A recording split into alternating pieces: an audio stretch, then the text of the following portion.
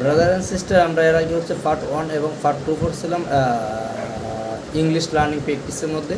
হচ্ছে আজকে তারিখ হচ্ছে 15 অ্যান্ড হচ্ছে 2025। তো আজকে যে জিনিসটা এই অনুপাতে হচ্ছে আমার মূলত 2 মাস টাইম আছে। আজকে 15 তারিখ, নেক্সট মান্থ অ্যান্ড এর পরের মাসের 15 তারিখ পর্যন্ত আমার টাইম আছে।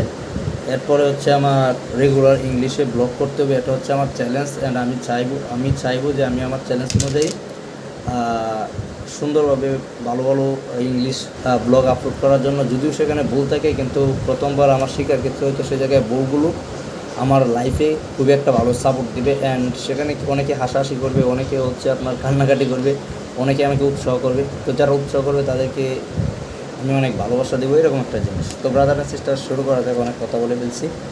তো পার্ট 3, কমপ্লেক্স সেন্টেন্স ফরমেশন।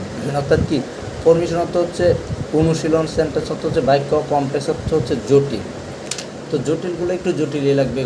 গোল অর্থ হচ্ছে লক্ষ্য। ছাত্রদের ধাপে ধাপে শেখানো কীভাবে একটি জটিল ইংরেজি বাক্য তৈরি করা যায়। What is a complex sentence? Let's say a complex sentence has one main clause and one or more subordinate dependent clause. Example, I want to bed after I had finished my homework. আমি ঘুমাতে গেছি যখন আমি আমার homework শেষ করেছি। এটা একটা মানে কমপ্লেক্স, মানে একটু কঠিন হইব। তো আসলে জিনিসটা কঠিন ও অনেক পেঁচায় বলছে। I want to bed after, bed মানে ও ঘুমাইতে গেছে। I want to bed after, আমি যখন ঘুমাতে গিয়েছিলাম। I had finished my homework.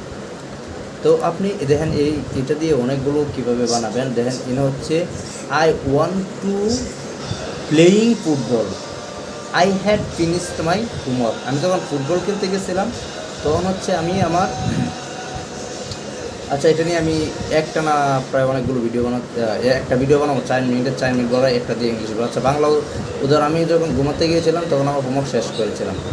Texture হচ্ছে গঠন। আচ্ছা, আমরা মূলত ভিডিওটা এনে শেষ করি।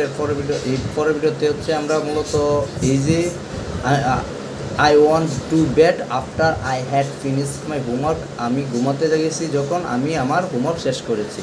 এটা নিয়ে প্রায় 20টার মতো শব্দ আমি বলবো এর পরের ভিডিওতে।